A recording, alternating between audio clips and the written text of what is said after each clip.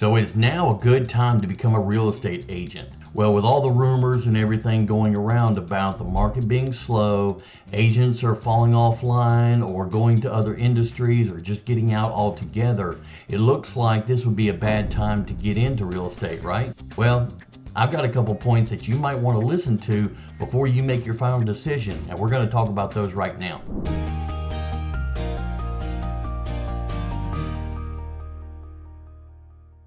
Hey guys, I'm Chris, your real estate problem solver.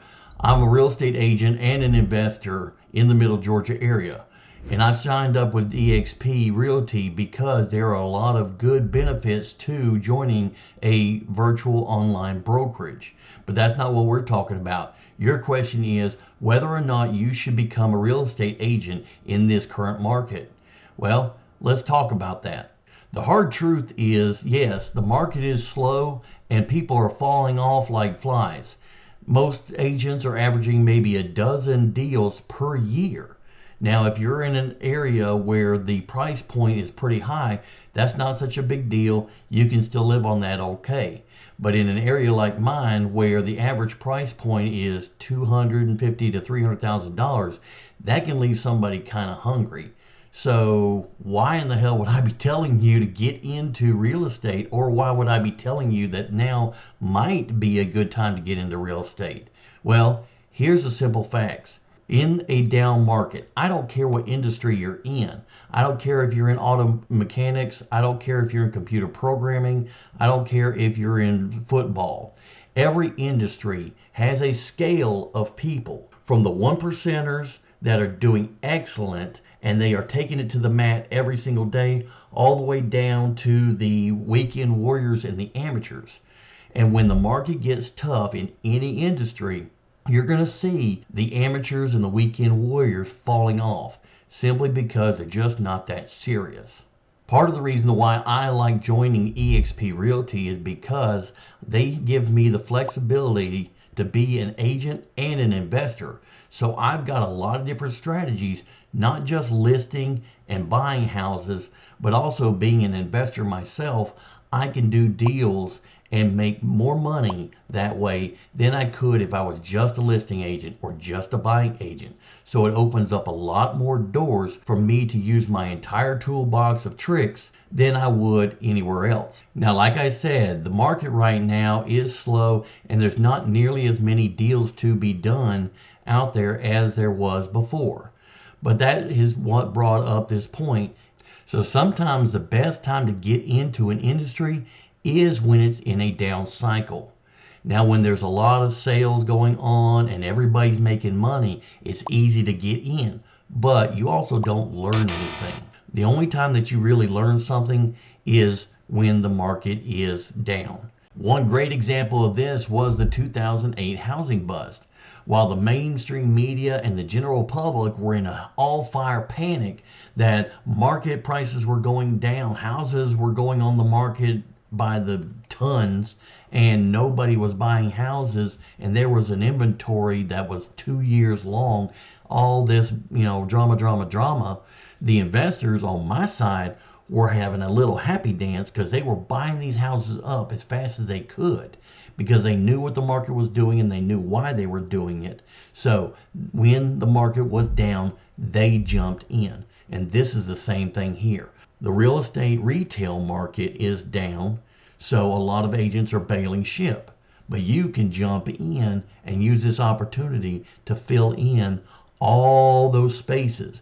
5 agents just left out, and you can fill all 5 of those spaces and make your business boom in a short amount of time if you just put in the effort to do so.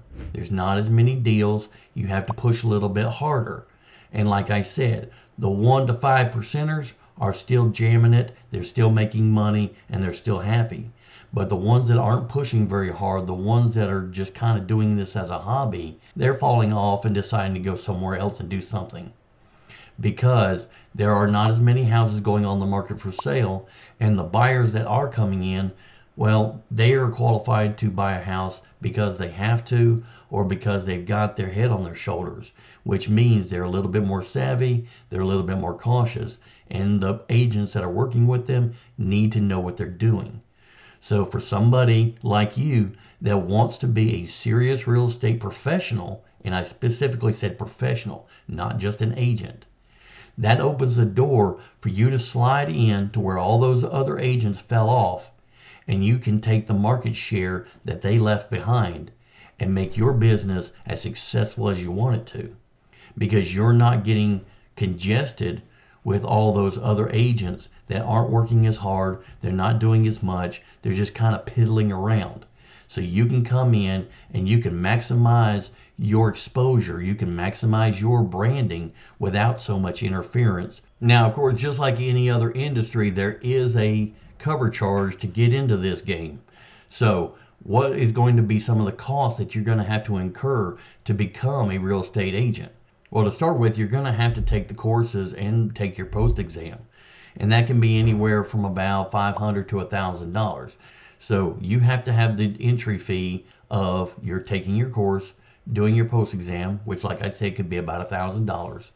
And then once you get in, you're going to be signing on with a brokerage company, hopefully with EXP under me as a partner at EXP.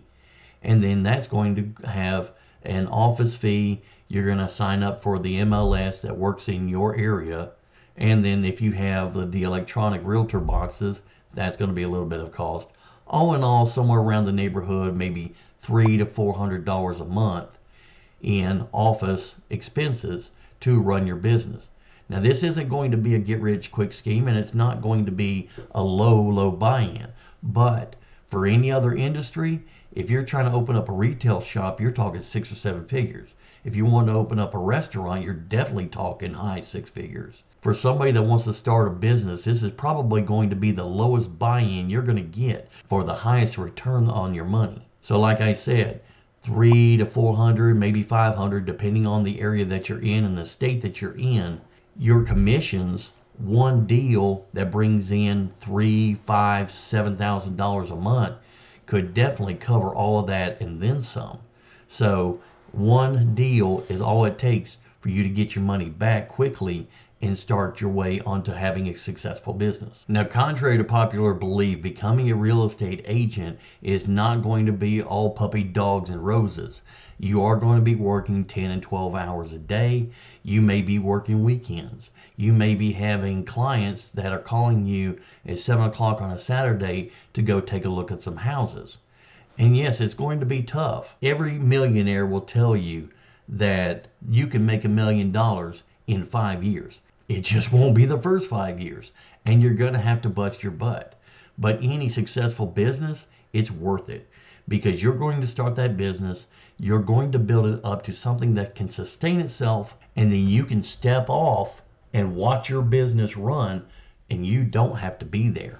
And for most serious entrepreneurs like you, can get it up and running inside of 5 years, and it may not be making $1 million, but at least it can be making something well enough that you can step out, you can assign somebody else to do most of the work, and then you can cut back to the 5, 6, 7 hours a week and maybe half a day Friday, which is what your ultimate goal is. But you're not going to get it right off the bat. So this is not an overnight success. So we're looking for people who are serious about real estate and want to make it a career move.